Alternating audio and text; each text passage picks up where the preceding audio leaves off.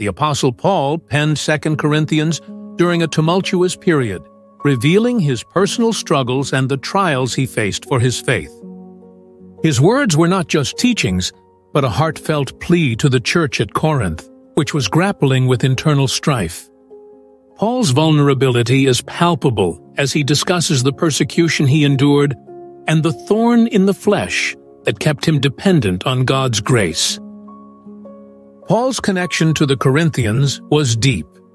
After dispatching Timothy from Ephesus with his first letter, Paul himself visited Corinth. The situation was dire enough to prompt a sorrowful letter from Paul, now lost to history. Following this, good news from Titus in Macedonia about the Corinthians' positive response led to the creation of 2 Corinthians around AD 56, likely from Philippi.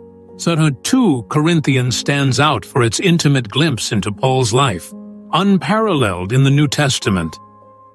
It also lays out God's vision for Christian generosity as seen in chapters 8 and 9.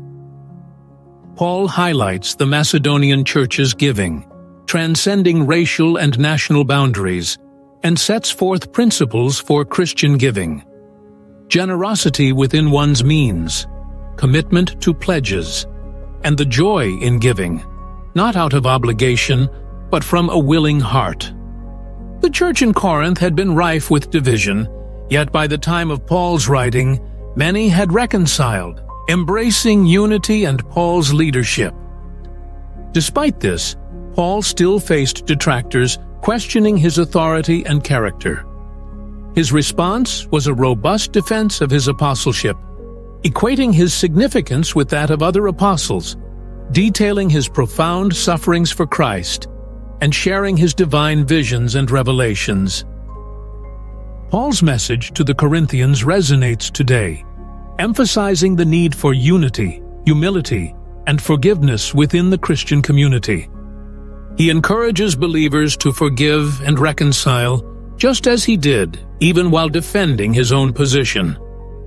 This call to unity challenges us to examine our own lives for discord and pride, urging us to follow godly leadership and to mend relationships marked by disunity. As we reflect on 2 Corinthians, consider the areas in your life where forgiveness is a struggle, or where pride may hinder your relationships with leaders and fellow believers. Embrace Paul's teachings on reconciliation and unity, and strive to live humbly among all people. Let's commit to being agents of reconciliation in our communities, just as Paul was in his time.